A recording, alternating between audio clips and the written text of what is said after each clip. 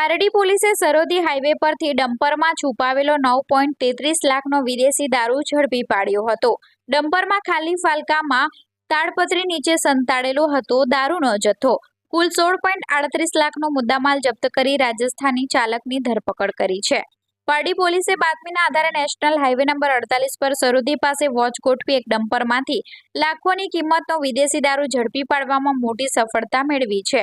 ચાલકની ધરપકડ કરી એકને વોન્ટેડ જાહેર કરવામાં આવ્યો છે।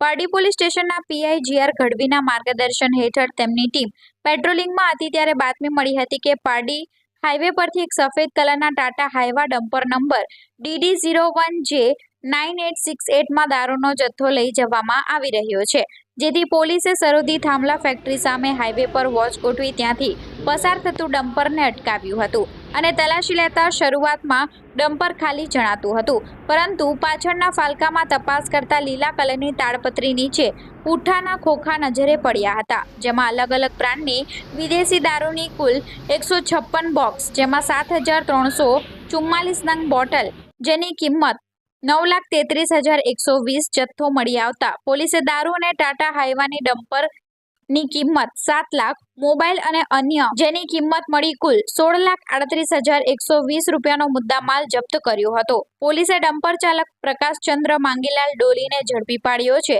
પૂછપરછમાં જાણવા મળ્યું કે આ જથ્થો બાપુ નામના શખ્સે કરમબેલી ફાટક પાસેથી આપ્યો હતો અને તેને ચીખલી પહોંચાડવાનો હતો। પોલીસે હાલ બંને વિરુદ્ધ પ્રોહિબિશન એક્ટ હેઠળ ગુનો નોંધી બાપુ નામના વોન્ટેડ શખ્સની શોધખોળ હાથ ધરી છે।